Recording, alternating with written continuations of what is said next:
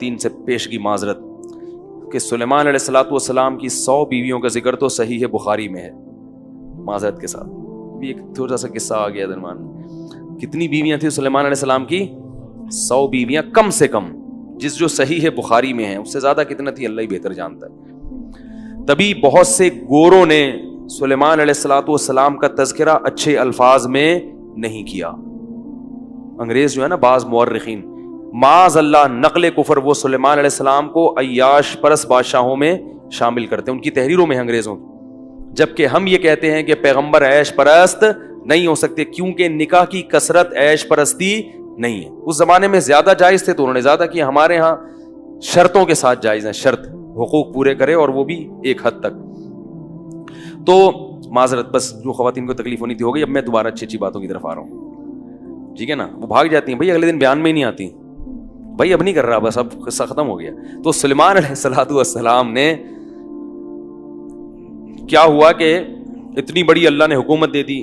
اتنے سارے فوجی آپ کے پاس آ گئے، تو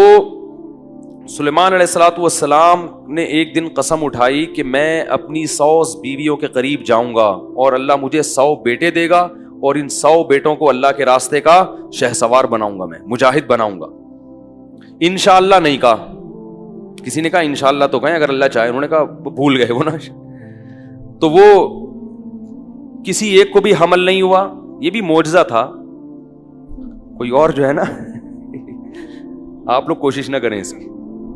یہ معجزہ تھا، کیونکہ بعض لوگوں نے اس کا بھی انکار کیا ہے کہ کیسے ممکن ہے، یہ معجزہ ہے۔ لیکن انشاءاللہ نہیں کہا تو ایک زوجہ کو حمل ہوا اور اس سے معذور بچہ پیدا ہوا۔ سلیمان علیہ السلام کو احساس ہو گیا کہ یہ میں نے انشاءاللہ نہیں کہا تھا، اس کی سزا ملی ہے۔ خیر انہوں نے دعا مانگی کہ اللہ مجھے ایسی حکومت دے، تو ہواؤں کو اللہ نے تابع کر دیا، جنات، اور یہ بڑی زبردست۔ تو اب سلیمان علیہ السلام نے ایجنسی کا کام پرندوں سے لینا شروع کر دیا۔ پرندے جاتے تھے مخبری کر کے، پرندوں کو تو کوئی نہیں روک سکتا نا، کوا آگے بیٹھا ہوا ہے سن رہا ہے بھائی کیا بول رہا ہے بھائی، تو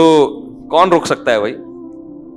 تو سلیمان علیہ الصلوۃ والسلام ایک دن اپنی مجلس لگا کے بیٹھے ہوئے ہیں اور کہہ رہے ہیں ما لی الا اری الہدہد ام کان من الغائبین، مجھے کیا ہو گیا کہ ہدہد مجھے نظر نہیں آ رہا، یا وہ غائب تو نہیں ہے کہیں محفل سے پتہ چلتا ہے کہ پیغمبر عالم الغیب نہیں ہوتے، عالم الغیب نہیں، وہ کہہ رہے پتہ نہیں یا غائب ہے یا مجھے نظر نہیں آ رہا، کیا مسئلہ ہے؟ پھر کہنے لگے اگر وہ غائب ہے نا بغیر پرمیشن کے، لأعذبنہ عذابا شدیدا، وہ ذرا آئے تو صحیح،